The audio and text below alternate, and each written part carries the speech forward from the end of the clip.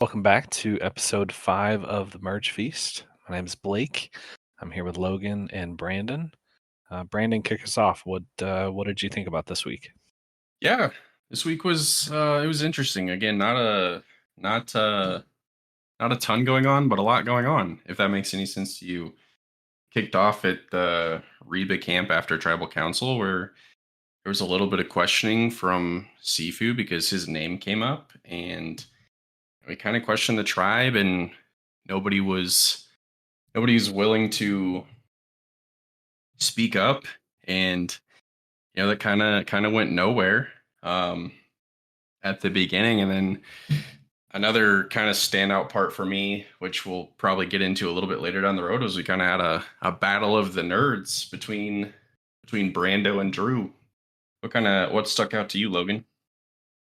Yeah, I would agree. The kind of a lot, but not a ton side of the episode. A couple points stood out, like you said, Sifu questioning things, the advantage that was brought up, the amulet thing, items, and then obviously kind of a crazy and interesting tribal council. So love to like dig deeper into that kind of here in a few minutes, but some small little things that obviously have a conversation about, but was overall a good episode. Like you said, kind of different than what we've had in the past. So all around good episode though.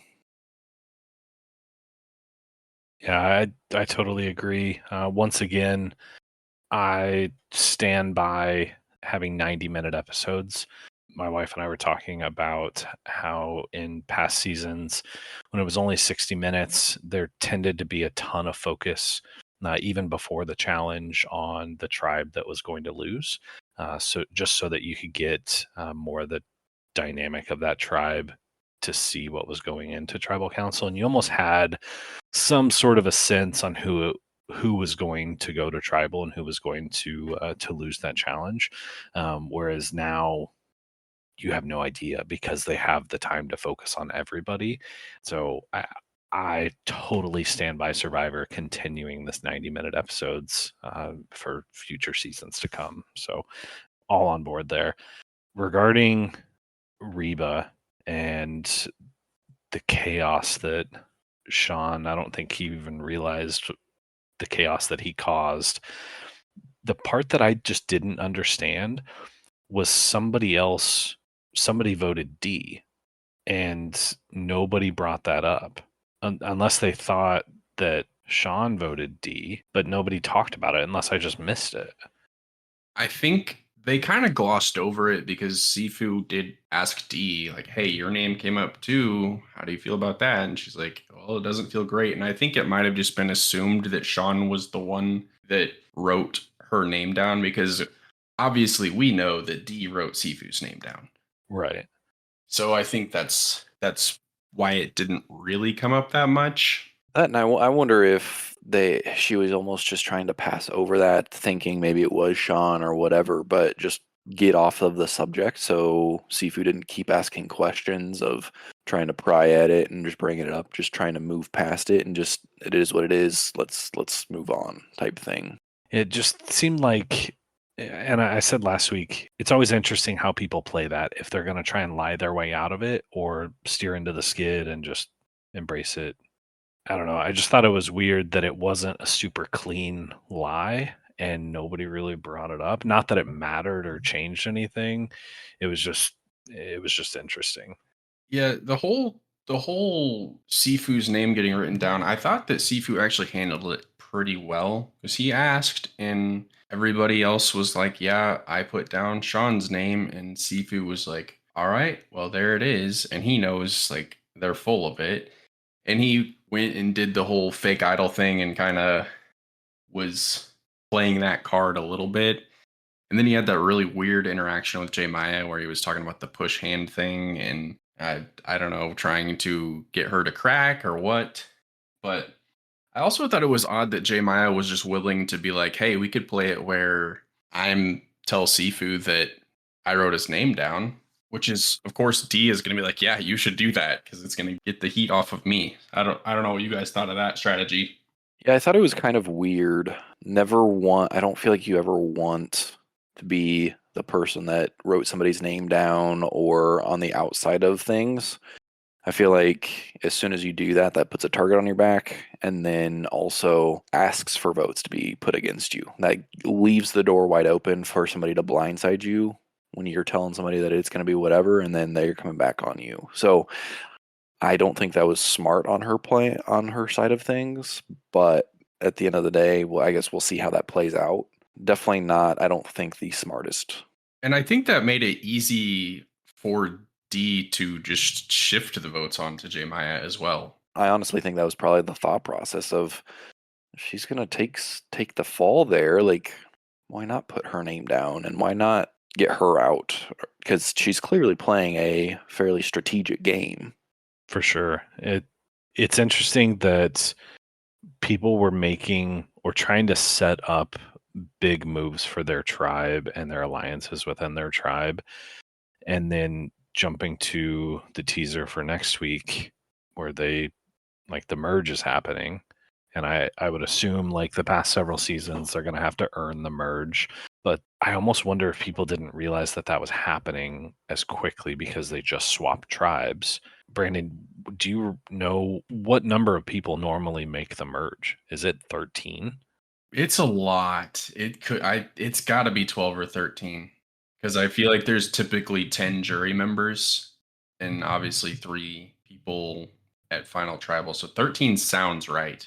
Okay. Well, then it just surprised me that if that was expected, that people were willing to make such drastic moves and draw such hard lines in the sand.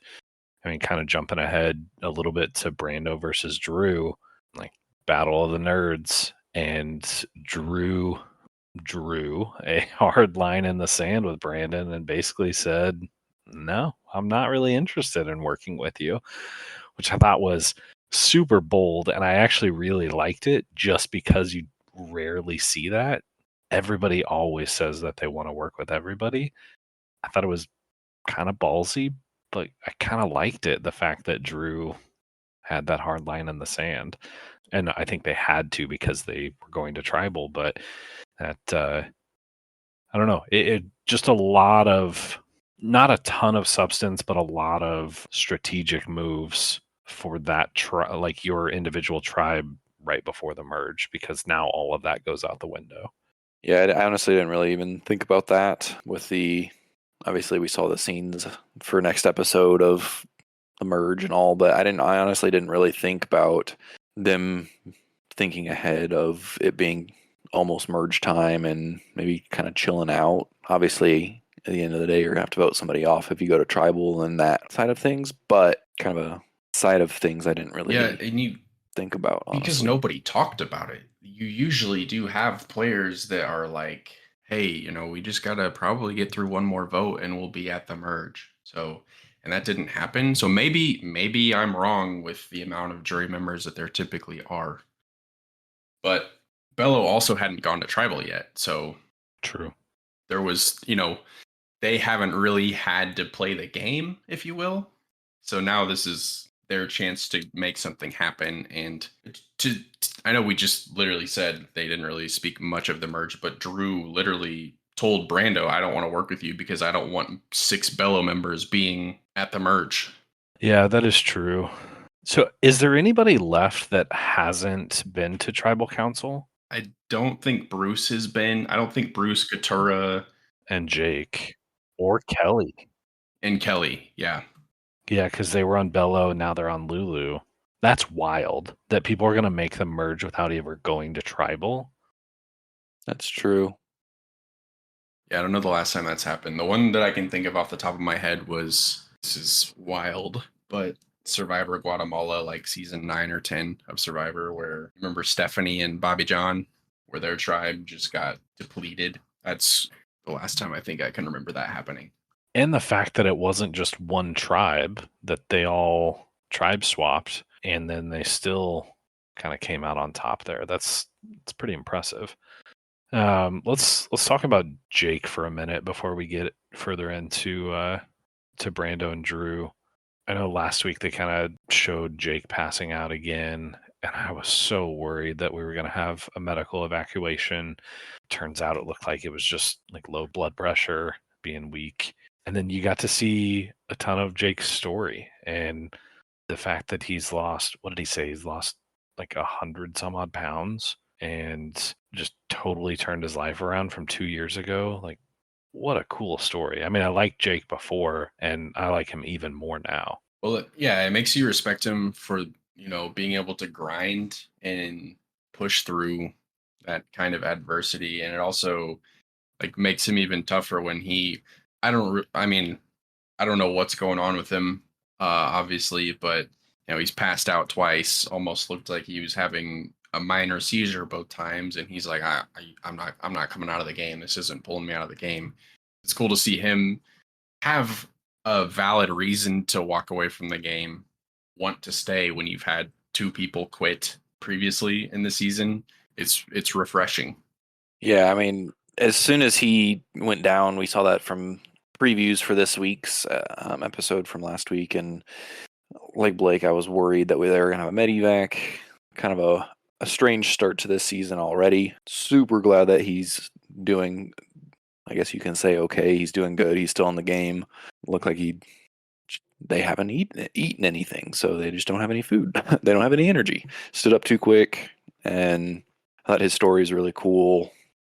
Like, not everybody has a story like that, but it was really cool for them to highlight that and to just kind of talk about where he was and where he'd kind of came from. Yeah, it kind of gives some humanity to the players and just these characters that are on TV playing this game. And you start to think about, man, what he put his body through from gaining a ton of weight to losing all that weight and how hard he's had to work. And then to get his body prepared. Like he even said, I did all this to get myself prepared physically, and for my body to be the one that goes out on me that's just devastating, and I'm not going to let it happen. So I great point, Brandon, because from being a little discouraged or just disappointed in how the season started a little bit, as much as I've loved it with having two people that have essentially quit the game, to then highlight Jake to where he's like, you were literally going to have to drag me out of here because I'm not leaving, was very refreshing. Speaking of no food, I thought Kendra trying to swallow that worm was hysterical. I don't know that I could do that, especially swallowing it live. I don't know about that. I'd have tried to kill it first. It's definitely like the way to do it, just put it in the mouth and throw it back, but getting it halfway down your throat, like a spaghetti noodle stuck worm in your throat right there. What? But it was, yeah, that was funny. Her spitting it back out, and nope, I'm out. So, kind of a little bit. At least the first part of the challenge was a little bit different. Kind of had to go through this obstacle course, get a bunch of bags, and one of those bags had a key, if I'm correct. Well, each person collected 3. All of those bags had keys in them, but only one key opened the lock. Okay. One opened the lock that you had to untangle the rope. That dropped the sandbags, and then you did the slingshot challenge where you had the 3 targets. Mm-hmm. Pretty fun challenge. Actually, in a weird way, kind of refreshing because there wasn't really like a puzzle at the end. It was just straightforward. Here's what you got to do. And fish was the reward, which I love fish. So I'd have been happy with that. What do you guys think of the challenge? Yeah, I mean, kind of a not as intense challenge. Obviously, having to go through that obstacle course, grabbing all the key bags and all, wasn't anything like too strenuous or anything like that. I did like whenever they were having to use the slingshot, of not one person was doing every single one. At least 3 of the people on the tribe doing the challenge had to hit at least one of the targets. So making everybody being involved rather than just having one person bing bang boom. I thought that was good. And then obviously fish as a meal. I mean, that amount of the protein and just energy that's going to give the tribe is massive. So For sure. Yeah, I like the change to where they made everybody do the slingshot, but the slingshot was really the only piece of that challenge that I had seen before. I don't remember seeing the little obstacle course and just how that was all set up. So I like how they're taking pieces of other challenges and incorporating it and adding some new elements to them. I feel like we've talked about that a couple times throughout the season, and it's nice to see some new challenges. Yeah, I enjoy that as well. And I don't know about you guys, but I didn't see the explanation of the challenge. So when they started the obstacle course, I was like, well, I'm glad they know where they're going because I would have no idea. Same. Who who was it? Was it D? He was like, where do I go next? Yeah, I was like relatable. I wouldn't know either. Yeah. Yeah. But Lulu wins immunity and they win the big fish reward because Caleb just took all the time in the world to hit that third slingshot, which good for him. No rush, get it done, get the win, avoid tribal, and then I just lied. Reba won first, and then Lulu won second. Yep. So we had all this build up from Reba pre-challenge of all this strategy talk, and it didn't end up mattering because they killed that challenge. And then, like I said, Lulu won immunity as well, sending Bello to tribal council for the first time. Yeah. Obviously, Bello going to the tribal for the first time. Kind of a interesting dynamic for a tribe because that was the tribe that had kind of a little bit of everybody on it. So, and kind of interesting to see how that was going to play out. Before that, though, obviously, at the end of the challenge, the first place team finds out they have another twist, another thing that they're doing. They had the excursion or journey that they were going to take, and they got to pick 3 people to go on that. And it was not Drew, no. It was Austin, J. Maya, and Kelly. Yeah. Austin, J. Maya, and Kelly went on that and got to pick between having food. It looked like a sandwich and maybe orange juice or some sort of juice, and then or a advantage in the game. Blake, would you be able to explain that advantage? You kind of laid it out pretty good earlier. Yeah. The amulet. So the amulets they had let's take a step back. So they had the option between food and the amulets, and it was majority rules. So whatever 2 players chose, whatever option, that's what everybody got. So the amulets, they have to all be played together for them to have any power at all. And the less amulets that are in the game, the more power they have. So with 3 amulets in the game, they have an extra vote. With 2 amulets in the game, it counts as a steal a vote. And then if there's only 1 amulet, it is as good as a full idol. And the last time it can be used is when there are 6 people left in the game. So I thought it was really interesting that Austin did not want this advantage. I, like Austin, thought this is more of a death sentence, a curse, than it is actually an advantage because there is such a benefit to voting out the other people with the amulets that it just puts a bigger target on your back. And the fact that Austin wasn't going back to a tribe that had fish. So it explains why he wanted fish or why he wanted the sandwiches even more. And he also had several advantages, so he didn't necessarily need it. At the end of it, though, it sounds like they all talked and he kind of gave in. Everybody else wanted the amulets, so they all took it. That actually played out in Austin's favor, I think. It's jumping ahead a little bit, but the fact that he got back to camp and showed Emily that advantage, I think that is what kept those 3 together and why Emily ended up voting with Austin and Drew, in my opinion, is because he showed her that advantage. So I think it ended up working out. Yeah, I agree. Knowledge is power and knowledge is trust. And That's exactly what Austin did. What did you guys think of Austin's strategy to come back and lie about it? Because I personally, I thought if you're going to lie, that was a pretty believable lie because he was like, "Yeah, we went there, and you could either have sustenance or there was a sweat challenge." And he's like, "Yeah, we went and we would have had to bring coconuts back and forth," which is like totally a Survivor sweat challenge. So For sure. good on him. Where were you guys at there? If you're gonna lie about it, if you're gonna lie about it, it has to be believable.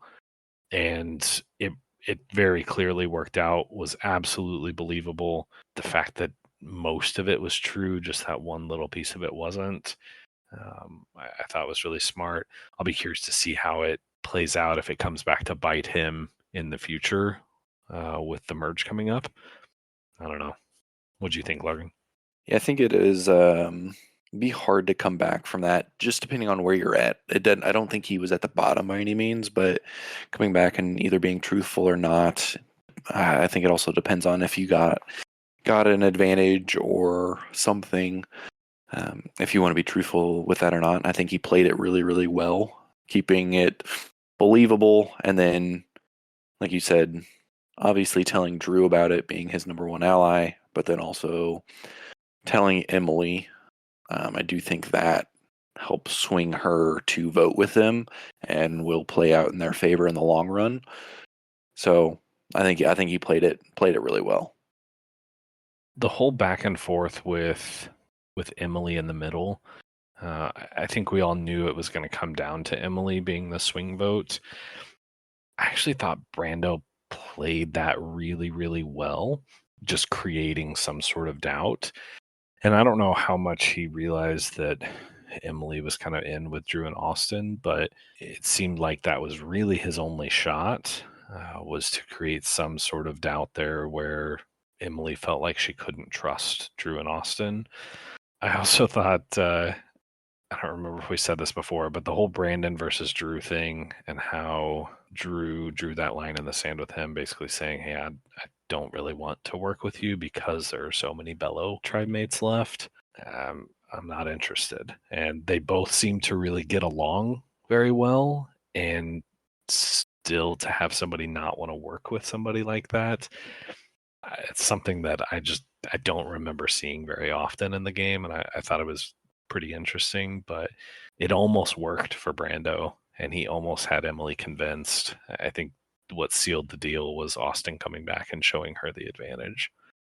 Yeah, it's absolutely wild to see Brando and Drew bond over Pokemon and become best friends over that. And then, oh, I apparently not best friends, but Brando being like, "Hey, this could be cool." And obviously, Drew was like, "No," which just created an epic Pokemon battle between Brando and Drew. Yeah, it was. I was honestly kind of thrown back a little bit of like, Drew just straight up told him, "No, I don't want to work with you." Like it was just like, oh, like was not expecting that. I think it is what it is, and I think Drew's better for that. I mean, his alliance clearly worked out, so um, uh, definitely an interesting start to the tribal council side of things. What did you guys think of tribal?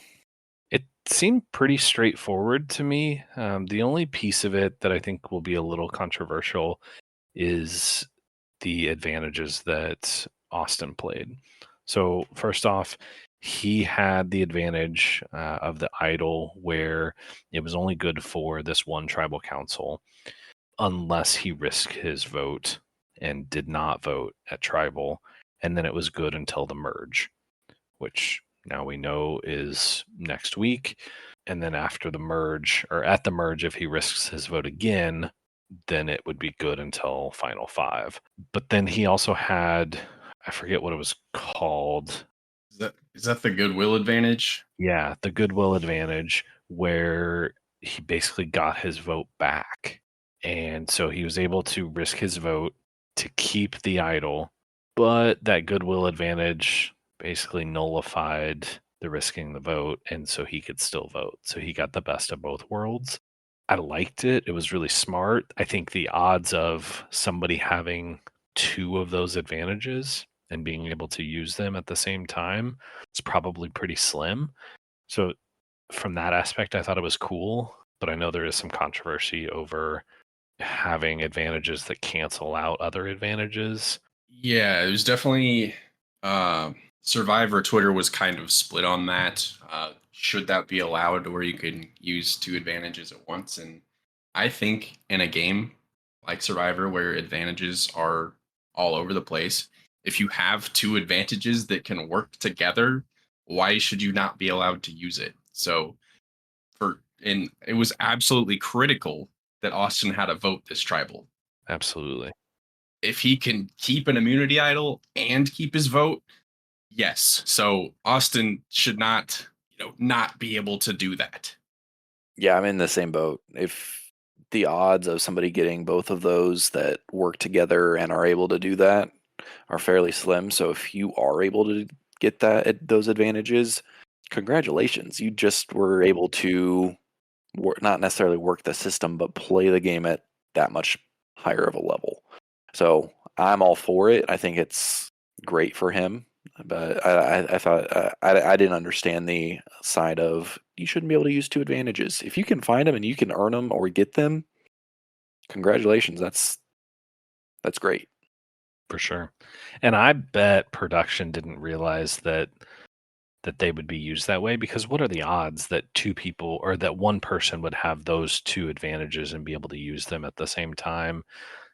But that's exactly what that goodwill advantage was for. Was you can restore a lost vote essentially. So I didn't necessarily have a problem with it. Um, I'm I thought it was a good move. I honestly didn't think anything of it until I got on Twitter and saw that people had an issue with it. I was like, dude, that's a really smart move by Austin. That was my takeaway from it. So getting to the vote, 2 votes Drew, 2 votes Brando. Emily ends up being that swing vote. Brando goes home. And I just thought about this, but do you think Brando goes home tonight if he didn't ask Drew to be in an alliance with him? I don't know. Now that you say that, I don't know who else would like what the plan would have been. That's I mean, the only other option was Kendra, but I didn't really see anybody disliking Kendra at all. He probably could have played it different, even if it was like before asking to be in an alliance with Drew. Just okay, crap. It's either me or Kendra essentially. So let me start casting some doubt about Kendra and get it to where they want to bring me in just to guarantee it. I don't know. I think he could have played it totally different and it worked out for him, but I don't know. Drew seems to really have his mind made up. Like once he's decided this is what I'm doing, he's not really entertaining anything else. And it's worked out for him so far. I will be very curious to see how that works out for him in the merge. Well, I think he's playing his cards right because he was gassing Kendra up kind of early in the episode. So I don't know if he ever was even going to think about voting her out, but he's doing a really good job of kind of controlling each beach that he's on. And I mean, obviously we saw it last episode, but he was smart enough to understand his new tribe's dynamic with 2 Belo, 2 Reba, 1 Lulu. Logic tells you one of those two need to go get Lulu. So yeah, he's just a smart player. And I think he wants to be in control and he's not going to let anybody kind of, I guess, make him waver. he's definitely a smart player and very strategic, and I think that's where that probably comes from of this is the best way to go about things. Let's do it this way. Let's get it done. I don't think, like you said, Blake, it'll be interesting to see how that plays out for him in the merge because obviously there's going to be 20 different, I don't know, 13 different options of who to vote out, and however many that truly is, but it'll be interesting to see. I I'm super glad that Brando went home over Drew because I really like Drew. Yeah, Drew's way more interesting, and I feel like the edit didn't really do Brando much justice because this was the first time we really saw him. But I think just kind of jumping ahead to the next few episodes, with the merge coming up, I think Drew and Austin are going to really need to be careful because they're obviously a strong duo and they're not really hiding it. And everybody knows that people are going to want to split up a strong duo. You're going to have some of those old tribe dynamics coming back. So I'll be interested to see how Drew and Austin kind of navigate everyone being on one beach. Yeah, I could see a situation where because Emily and Caleb are more than likely going to end up back together because they have that connection. It looked like Julie and Dee and Austin and Brandon, or Austin and Drew, are going to get back together, at least to have some conversation. So I could almost see it being Emily and Caleb and that kind of side of things versus Austin, Drew, Julie, and Dee. Almost kind of two sides of this. And what's crazy is I really like people on both sides of that. And for the first time in a long time, if it shakes out that way, I won't really know who I want to win, like from week to week. Yeah, seeing the way the alliances are kind of laying out currently and look like they're going, I think that's a very good guess, and honestly, I could see it playing out that way. And like you said, I like both people on both sides of that. So I don't know how that'll go, but it'll be good. I think we're in for a fun post merge season of Survivor. We're gonna get the merge feast next week. You already know.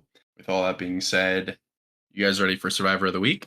I think so. Before that, I just want to say I think this is probably the most, aside from the couple quitters, I think this is probably going to be the most competitive season of Survivor in a long time. I think everybody just going down the line, everybody is playing pretty well and has a potential shot. I mean, some people are playing bigger and bolder than other people, but with the merge coming up, it is really anybody's game. And I am excited about where this is headed. I'm in the same boat. I think the gameplay and like strategic side of things is, I don't know if it's more amplified or more apparent because of the 90-minute episodes, but I think that side of things this season is really good with a few kind of brainiacs, with Caleb that's able to talk really well. There's a lot of different ways it could go, and I'm super excited for it.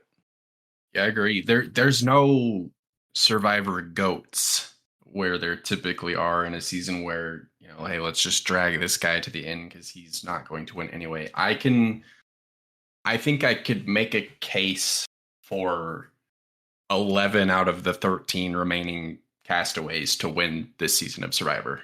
For sure. Absolutely. So we're in for a really good stretch coming down. But I'll kick us off on Survivor of the Week if you guys are good. Yeah. So it's funny. I was fully prepared for my Survivor of the Week to be Brando. But obviously things didn't end up working out for him. So I feel like we like to give Drew that crown each week, but I have to do it. I have to do it this week. I don't think I've done it this season. I got to give Drew my Survivor of the Week just because he kind of came out on top of the Bello tribal council scramble. Him kind of just straight up telling Brando, nah, I don't want it. We're not going to be an alliance. No, it's just something you don't see. So I have to give him credit for his boldness this week. Logan, where are you at? Who's your Survivor of the Week? Yeah, for me, obviously, I feel like you said, Drew's name is always up there. I like him a lot for this. for me, I ended up wanting and gonna kind of say Austin for Survivor of the Week. I know didn't have a ton focused around him, but being able to kind of use the advantages together to going out on the journey and having those, I think he's been playing a great game, and for him to show that journey paperwork of what actually happened to Emily to get her to vote with them, I think was what saved some of the alliance there of not Drew not going home and all of that. So I honestly think Austin is my Survivor of the Week. It's easily between the two of them. I'm actually going to go slightly different, but on the same page. I'm going to go with Emily.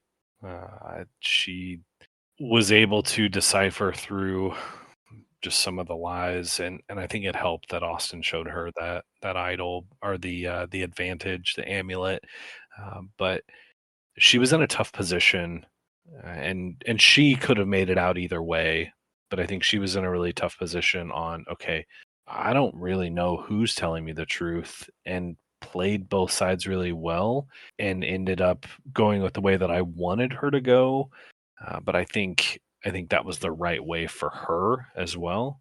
And I thought she navigated that whole thing, um, maybe not as well as, like, not perfectly, but for her and where she's been, like, from the start of the season till now, I thought she handled it all really well and navigated it all really well.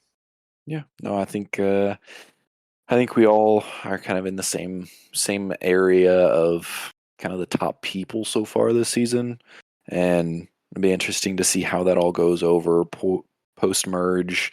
If that continues, if we see somebody new step up, or somebody that we hadn't really focused on or highlighted a ton before, if they really shine post merge.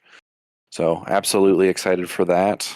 Before we wrap this up, um, Brandon, you called out who you think is going to win last episode, and you picked Caleb, correct?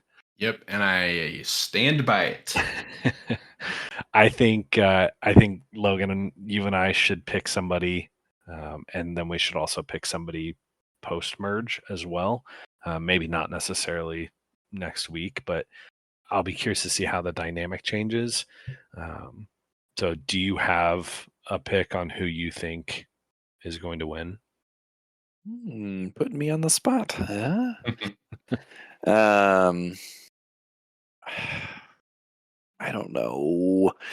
Honestly, I think it'd be between Caleb or Drew currently. I think the side of thing, and I don't know if we actually really touched on it this episode, but I feel like Caleb is such a good talker and is kind of playing a lot of people of trying to be an alliance, almost seems like an alliance with everybody and be good with everybody, that I worry that that's going to get him in trouble. I think he's a fairly smooth talker and able to get out of some of those situations where somebody else might not be able to. Um, I'm gonna I'm gonna say Drew. I think his strategic side of the game and being able to think through different scenarios will be beneficial for him, whether it be who to align with, talking through some of that and all. So I'm gonna go with Drew. Blake, before you go, if you have your pick, I would be willing to give you my final three right now. Whoa. Who I think. Okay. Okay. You want it? Yeah. Yeah, let's hear it. You want it? This might change my pick. So yeah, let's hear it. Okay. So obviously I'm sticking with Caleb, but I think Emily is on a path to be there alongside Caleb. And I also believe that Kelly will be that third member of Final Tribal. And for a couple reasons, Emily's stock has been rising week in and week out. Kelly is playing kind of an under the radar game. Everybody also kind of seems to want to play with her. She's really subtle, really calm. I think she has made a lot of friends along the way, and I think she will be there in final 3 with Caleb and Emily. No lie, Kelly was my pick. Totally different gameplay than Austin, Drew, Caleb. A little quieter, a little more under the radar. Who knows what could happen, obviously, but she is my pick to win, at least at this point. But I could definitely see that happening with Emily and Caleb and Kelly. What will be interesting is pulling Emily in on that, because where Caleb and Kelly got together and he shared that info with her, I thought that was brilliant. And now those two are together. So I think it's a solid final 3 pick. But Kelly is my one right now. Love it, love it. Well, I guess we'll see what we think after the merge, how some of the alliances play out, and go from there. Honestly, anything else from you guys? Nope. Yeah, I don't have anything. It was a refreshing episode to not have somebody quit. I would agree, and hopefully we can go the remainder of the season and not have anything like that. But yeah, if you guys don't have anything else, I think that's going to wrap it up this week. Another great episode. So appreciate you guys listening in and being with us. If you would follow next week, we got a Twitter. If you haven't followed us on there, love for you guys to follow along there. Try and hop on that train. Again, if you guys would listen next week.